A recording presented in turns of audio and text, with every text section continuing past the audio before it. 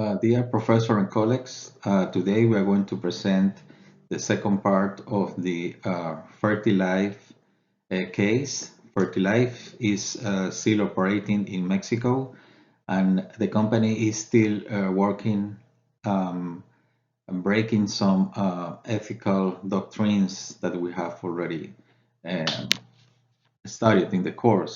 So let's start with the first one. The company is using experimental fertilizers without any permission and without any previous analysis of the product, and it is not under any ethical doctrine.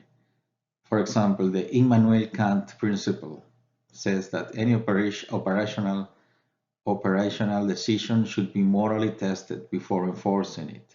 In this case, the company just decided to use experimental fertilizer for economical reasons. So they haven't really understand, or they haven't really analyzed the problem that it could bring by using this experimental fertilizer.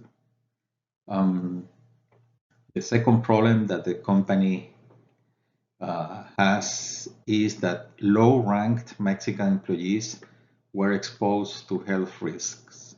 These health risks were or are due to the fact that they use this experimental fertilizer. So this is another problem the company has under the business ethics. Again, Immanuel Kant principle. He said that business ethics demands to treat humanity in person as an end and not use the staff to benefit the company interests. In this case, the company just wanted to use these products without any regulation, and they exposed the workers in that. The company should stop immediately using these experimental fertilizers in the first immediately, and the company should compensate the workers and also provide medical attention to them to solve the situation right away. Otherwise, the problem is going to be even worse. And finally, they also has another problem, and in my opinion, this is a more critical problem. This an American manager involved in misconduct towards Mexican female group of workers. So this is unacceptable that the management that is the face of the company, they are just starting to operate in a foreign country like Mexico. They can behave this way. If we see the link chart principle saying that ethics and management are linked, so management is completely linked with ethics, and in this case it's not happening. On the other hand, we can see, or we can mention, the doctrine of Frederick B. Bird that says that management is not used to mention ethics in their decisions, and it brings negative effects in the company ethic behavior. Normally, management are not used to take decision on their ethics principles. They just say that in benefit of the company, in the benefit of the operations, and they never mention ethics. It gave a wrong message to the staff, to the workers, to the associates, because they think that ethics is not an important factor in the operation of the company, and it is not true. Management and the top management especially are the ones that should